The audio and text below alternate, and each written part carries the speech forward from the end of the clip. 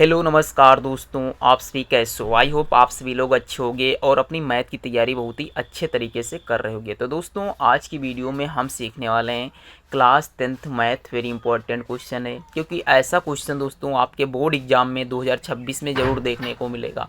तो आप लोग ये वीडियो मिस मत करिए। आ ही गए हो तो 2-4 मिनट वीडियो को देखिए, अगर जो समझ में आए तो लाइक करिए, अन्यथा डिसलाइक कर दीजिएगा वीडियो को। तो आप लोगों का टाइम ना नष्ट करते हुए मैं आपको आज सिखाऊंगा बहुलक कैसे याद किया जाता है, फाइंड द बहुलक। तो चलिए आप लोगों को समझाने की कोशिश करता हूँ, बहुत ही अच्छे तरीके से समझिएगा। चलिए सबसे पहले मैं आपको समझाता हूँ कि ये सवाल आपके बोर्ड एग्जाम में कैसे देखने को मिलेंगे। देखिए सवाल आएगा, इसमें लिखा होगा इस प्रकार से सारणी दी जाएगी। एक में वर्गंतराल दिया होगा या प्राप्तांक दिया होगा या कक्षाओं की संख्या लिखा होगा, इस तरीके से संख्याएं लिखी होंगी। तो ये लिखा है वर्गंतराल और ये लिखा है बारंबारता। तो समझिए ध्यान से, वर्गंतराल कुछ भी हो सकता है, बारंबारता कुछ भी हो सकती है। बस जो मैं नियम बताने जा रहा हूँ आप वो याद रखिएगा, कोई टेंशन नहीं है। कैसा भी सवाल हो आप लोगों को जरूर देखने को मिलेगा ऐसा सवाल। तो समझिएगा, इसमें वर्गंतराल दिया गया है सिंपल सा, 0 से 10, 10 से 20, 30 से 40, इस प्रकार से दिया गया है। आपको वर्गंतराल दे सकता है 5 से 6, 6 से 7, इस तरीके से भी दे सकता है। एक मिनट रुकिएगा। तो चलिए दोस्तों सबसे पहले हमें आपको बताता हूँ कि बहुलक का सूत्र क्या होता है। तो देखिए बहुलक का जो सूत्र होता है वो होता है L प्लस, अभी आपको सब बताऊंगा कि L क्या है और F1 क्या होता है, F0 क्या होता है। तो F1 माइनस 0 अपान में 2 F1 माइनस का F0 माइनस का F2। ये दोस्तों जैसे सूत्र लिखा जा रहा है और कोष्टक के बाहर मल्टीप्लाई में H, आप वैसे ही सूत्र को याद करिएगा। तो देखिए सबसे पहले तो आप इस सूत्र को याद कर लीजिए क्योंकि ये सूत्र वेरी इंपॉर्टेंट है और आपको ये जब तक सूत्र नहीं आएगा तब तक सवाल नहीं लगा सकते हो। तो समझिए, इसमें लिखा हुआ है L, तो L क्या होता है ये समझिएगा। फिर लिखा है F0, F0 क्या होता है वो भी बताऊंगा, बहुत ही अच्छे तरीके से समझिएगा। तो देखिए यहाँ पे देखिए सबसे बड़ी संख्या कौन सी दिख रही है। तो इसमें देखिए बारंबारता में मुझे सबसे बड़ी जो संख्या दिखाई दे रही है वो है 9। कौन सी संख्या दिखाई दे रही है? 9 दिखाई दे रही है। तो ये 9 जो दिखाई दे रही है, इसके ऊपर जो ये वर्गंतराल दिया गया है इसे ही कहा जाता है L1 और इसे कहा जाता है L2। तो यहाँ आप लिख लीजिएगा, क्या लिखिएगा? गिवन डैट, यानी दिया गया है, लिखिएगा दिया गया है। ध्यान से समझिएगा क्या क्या दिया गया है। L1 और L2 का मान जो हमें दिया गया है वो कितना दिया गया है? वो दिया गया है कितना है? 20 से 30। कितना है?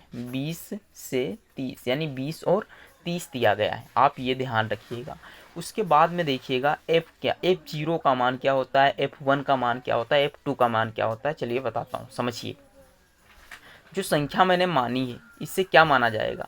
जो मैंने संख्या मानी है सबसे पहले संख्या इसी को तो माना है, तो इसी को सबसे पहली संख्या मानकर F1 लिख दीजिएगा।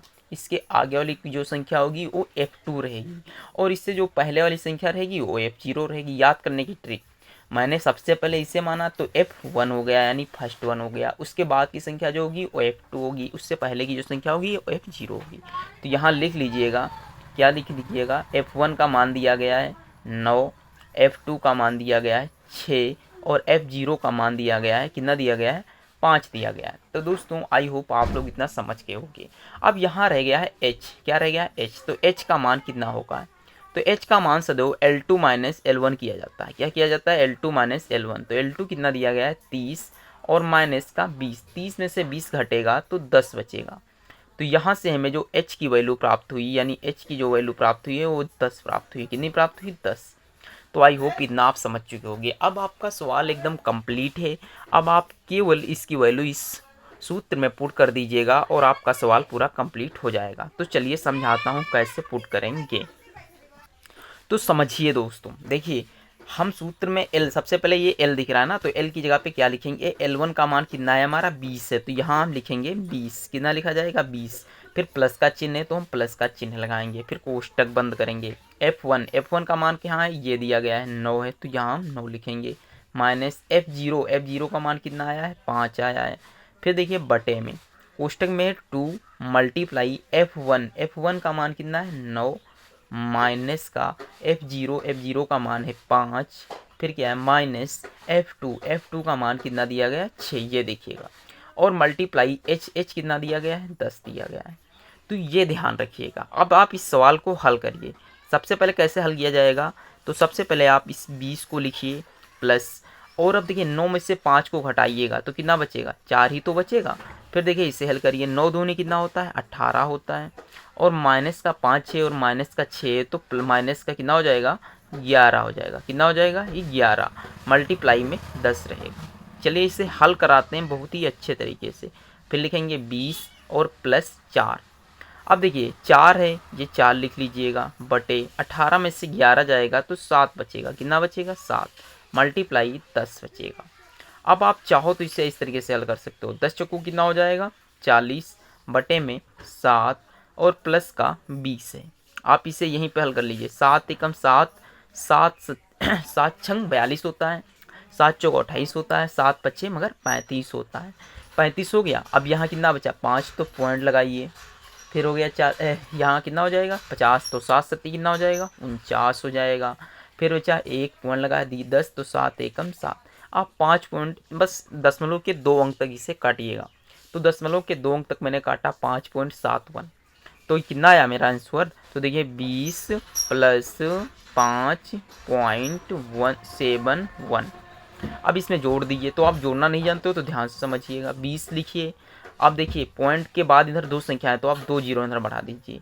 अब यहाँ 5.71 आप जोड़िए, 1 7.5 और 2, तो 25 पॉइंट जो 7 आने वाला है, यही आपका दोस्तों बहुलक रहने वाला है। तो दोस्तों ये बताइए वीडियो समझ में आई या नहीं आई। अगर दोस्तों वीडियो समझ में आई हो तो लाइक करिए, शेयर करिए, और चैनल पर या नए हो तो सब्सक्राइब करना बिल्कुल ना भूलें, ताकि आप लोगों को मैं क्लास 10 मैथ से रिलेटेड वेरी इंपॉर्टेंट क्वेश्चन बताऊंगा, जिससे आप लोगों के बोर्ड एग्जाम में वही क्वेश्चन देखने को मिलेंगे। जैसे कि ये सवाल है ना, ये वेरी इंपॉर्टेंट है, आप इस पर टैग लगाइए और ये सवाल 100% देखने को मिलेगा दोस्तों। तो चलिए मिलते हैं नेक्स्ट वीडियो पे, तब तक के लिए जय हिंद जय भारत।